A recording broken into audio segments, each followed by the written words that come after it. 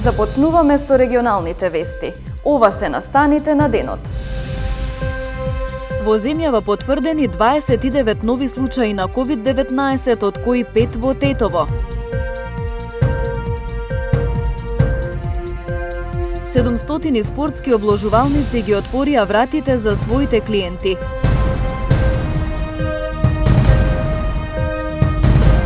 Министерот за здравство Венко Филипче го презентираше протоколот за спроведување на изборите. Во земјава потврдени се 29 нови случаи на COVID-19, од кои 5 во Тетово. Институтот за јавно здравје регистрира и 6 оздравени пациенти. 5 нови случаи со COVID-19 во Тетово и Тетовско, со што бројката на диагностицирани достигна 126, од кои активни се 63. Во изминатите 24 часа вкупно во земјава потврдени се 29 нови случаи, освен 5 во Тетово, 9 се во Скопје, 6 во Прилеп, по 2 во Струга, Велес, Битола и Охрид, како и 1 случај во Куманово. Во истиот период направени се 349 тестирања. Денеска Институтот за јавно здравје регистрира 6 оздравени пациенти. Бројот на заболени значајно се намали. Процентот на пациенти за кои точно знаеме кој е кластерот и по која линија се заразени, рече на денешната пресконференција министерот за здравство Венко Филипче. Тој дополни дека сите фактори се значајно подобрени од почетокот на епидемијата. Факторите кои што ги евалуираме и врз основа на кои што кажуваме дека епидемијата е во фаза на смирување, односно е под контрола се број на ново диагностицирани пациенти, број на пациенти во болниците, број на пациенти со тешка клиничка слика и на респираторна машина, бројот на слободни кревети во болниците, бројот на починати лица, процентот на пациенти за кои што точно знаеме кој е кластерот, односно по која линија се заразени, како и R0 факторот на преносливост. Сега сме во фаза кога практично ги гледаме добрите ефекти на силните рестриктивни мерки.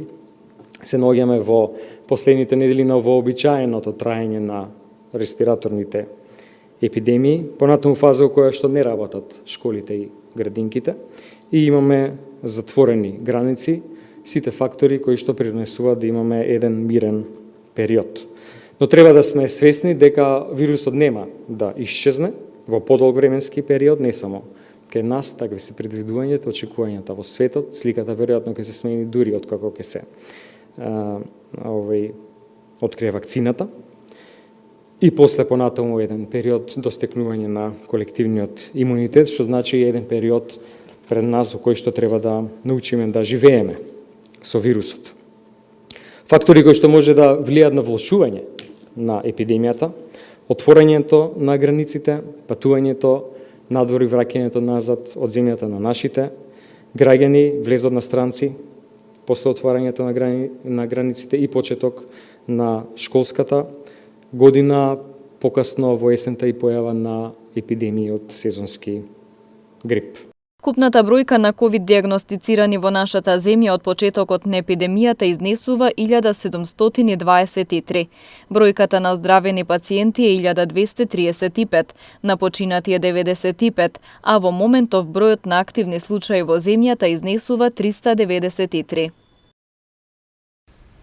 Гостивар полека ја пребродува корона кризата. Состојбата повеќе време е стабилна без значителен пораст на заболени. Медицинските лица велат дека сепак граѓаните мора да ги почитуваат мерките, да бидат внимателни и да се однесуваат одговорно. Кризата со коронавирусот на гостиварското подречје постепено се надминува. Состојбата е стабилна без пораст на заболени, оценуваат надлежните.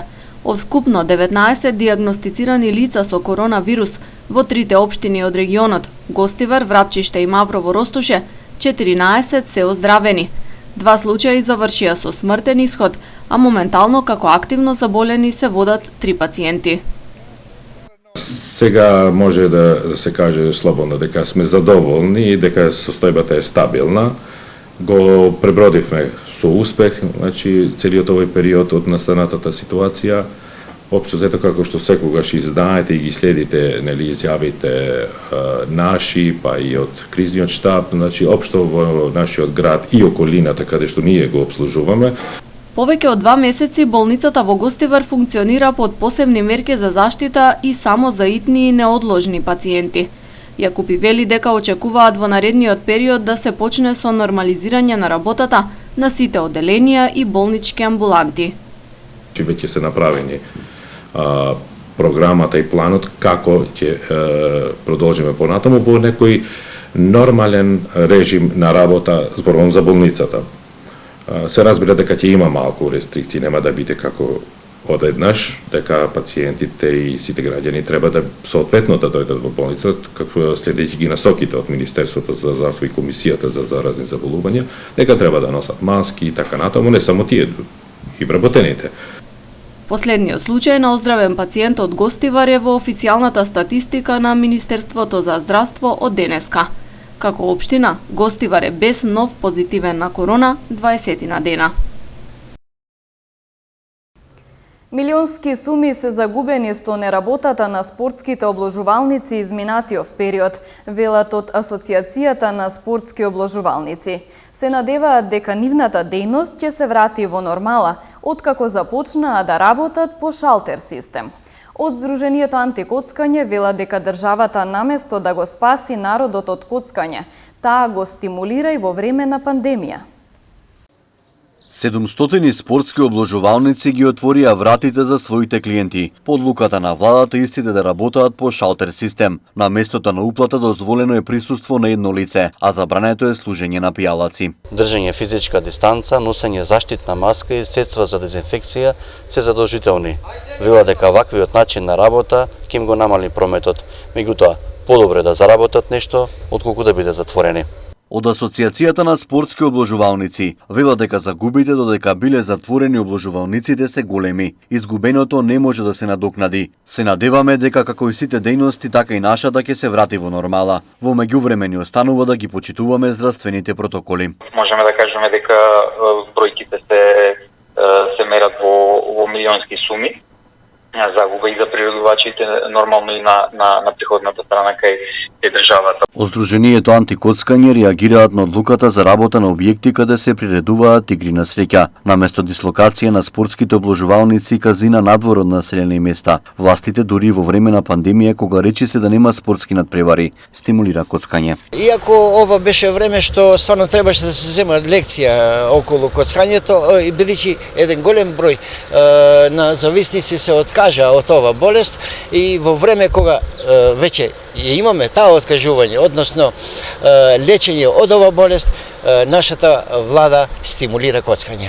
Од Асоциацијата велат дека со дислокација на објектите каде се приредуваат игри на среќа, ќе изгуби државниот буџет, каде се сливаат околу 250 милиони евро од обложувалници и казина. Актуелното законско решение по ништо не се разликува од законските решенија кои што ги имаат развиените земји во светот. Од антикоцкање со години бараат сите објекти каде се приредуваат игри на среќа да бидат оддалечени најмалку 3 километри од населени места, се со цел да се намали како што велат оваа девијатна појава, која се почесто ја практикуваат младите. Министерот за здравство Венко Филипче истакна дека утре на состанокот на Советот за безбедност ќе се побара продолжување на вонредната состојба во земјава. Целта е да се продолжи со имплементирање на заштитните мерки, кои се клучни во периодот кој следи. Тој го истакна и протоколот за спроведување на изборите. Продолжување на вонредната состојба за да може и понатаму да се спроведуваат мерките за заштита и спречување на ширењето на коронавирусот. Ова го истакна министерот за здравство Венко Филипче на денешната пресконференција, на која најави дека утре ќе се состане Советот за безбедност, каде што барањето ќе му биде доставено на председателот Стево Пендаровски. Филипче го презентираше и протоколот за спроведување на изборите. Во однос на предизборната кампања. Согласно генералните препораки на Комисијата за заразни болести, а врз основа на кои се темелат генералните правила за движење, социализација и комуникација на луѓето, одржување на сите активности на партиите во кампањата, но и пред неа треба да се одвиваат исклучително почитувајќи ги физичката дистанца од 1,5 до 2 метри, која и сега препорачана, останува да важи во целиот следен период. Понатаму задолжителното носење на заштитна маска или прекривка на устата и носот при реализација на сите активности и комуникација за време, но и пред кампањата, согласно важечките уредби, секогаш на затворено, а на отворено кога не може да се одржи физичката дистанца, и задолжително често миење на рацете и дезинфекција во насока на превенција. Во однос на спроведувањето на кампањата, предлозите се: при одржување на било какви собири и други настани како дел од кампањата, мора да се почитуваат сите овие мерки кои што ги наброив. Собирите кои што се одржуваат на отворен и на затворен простор, секогаш почитувајќи ги овие мерки и согласно тоа бројот на учесници. Дури и за помали собири да се користат разгласни уреди за озвучување, за да се избегне концентрирање на луѓето на помал простор. Министерот истакна дека сите лидери на политичките партии се изјасниле оти здравието на граѓаните е на прво место. Очекувам дека сите ќе го почитуваат овој протокол, рече Филипче. Владата го објави протоколот кој ги регулира правилата и мерките за тренинг на индивидуалните спортисти. Владата на Македонија го објави протоколот кој ги регулира правилата како треба да се одржуваат тренинзите во индивидуалните спортови, кои вчера добија дозвола за тренинг. Според протоколот, дозволено е на тренинг да присуствуваат најмногу по 5 лица, вклучително и тренерот. Спортистите ќе мора да држат растојание од минимум 5 метри, односно за секој спортист потребно е да има по минимум 20 метри квадратни простор за тренирање. На спортистите им се забранува користење на сооблекувалните и туширање во нив, а потребно е да доаѓаат со опрема за тренинг, се со цел избегнување на користење на клупските простории. Пред почетокот на тренинг на секој спортист ќе треба да му биде мерена телесната температура и доколку таа е покачена, не смее да му биде дозволено да тренира. Сите спортисти кои ќе учествуваат во тренингот мора на истиот да пристигнат посебно, односно сите да користат различно возило. Опремата после тренингот треба да се дезинфицира, а сите спортисти мора да имаат посебно шише за вода и витамински напитоци.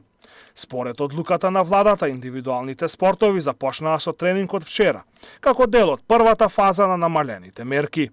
Од следната седмица со тренинг ќе започнат и екипните спортови, на кои ќе им биде дозволено само тренинг на отворен простор, додека во третата фаза ќе биде дозволено тренинг и во затворени простории, а со работа ќе започнат и вежбалниците и фитнес центрите.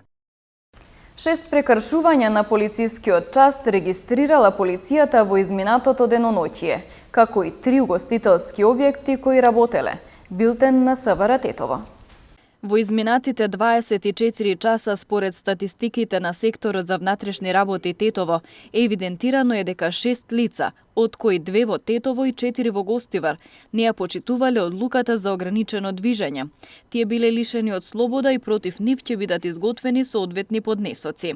Полициските службеници исто така евидентирале дека во овој период 28 нови лица во Тетово се во изолација, со решение од Државниот санитарен инспекторат, а контролирале вкупно 136 лица, од кои 135 во Тетово и 1 во Гостивар, додека решенија за самоизолација подпишале 2 нови лица во Тетово. А извршена е контрола на над 70 лица кои се во самоизолација. Во овој период, во содејство со Државниот пазарен инспекторат, извршена е контрола во 3 угостителски објекти, 1 во Тетово и 2 во Гостивар, кои не ја почитувале одлуката на владата и работеле и покрај забраната. Во полицискиот билтен и информација дека вчера било пријавено дека на улица 146 во Тетовска Мала Речица, додека 30-годишник обработувал земја, пронашол една рачна бомба корозирана без ознаки. Од страна на стручно лице од Дирекцијата за заштита и спасување Тетово, експлозивната направа била подигната за понатамошна постапка. Во СВР Тетово 24-годишник од Гостивар пријавил дека на 11 мај од неговата банкарска картичка во 3 наврати противправно се искористени парични средства преку онлайн купување.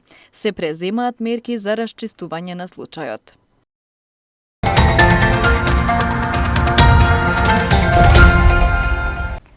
Управниот одбор на Кошаркарската федерација на Македонија донесе одлука за дефинитивен прекин на првенството, без да се прогласи шампион. Управниот одбор на Кошаркарската федерација на Македонија денес донесе одлука и дефинитивно да го прекине првенството. Според одлуката, оваа сезона нема да биде прогласен шампион на Македонија, а нема да има ниту испаѓање од првата лига. Наредната сезона првата лига ќе биде зголемена за 2 нови екипи и ќе брои вкупно 12 екипи. Во одлуката не е прецизирано на кој начин ќе се пополни првенството. Дали двете најдобри екипи во моментот на прекинот ќе бидат нови прволигаши или дополнително ќе има некој вид на разигрување за второлигашите, останува да видиме во следниот период. Во моментот на прекинот на првата позиција беше екипата на МЗТ Скопје, додека гостивари работнички беа на второто и третото место. На оваа одлука на управниот одбор претходеше гласање на клубовите, како да се постапи во оваа ситуација, а поголем дел од клубовите беа за прекин на шампионатот без да се прогласи шампион. На ова жестоко реагираа од МЗТ Скопје, кои сметаа дека треба да бидат прогласени за шампиони, иако беа одиграни само 17 кола од регуларниот дел, а до крајот, освен последното коло од регуларниот дел, требаше да се одиграат и 10 кола од Суперлигата, како и полуфиналето и финалето од плејофот.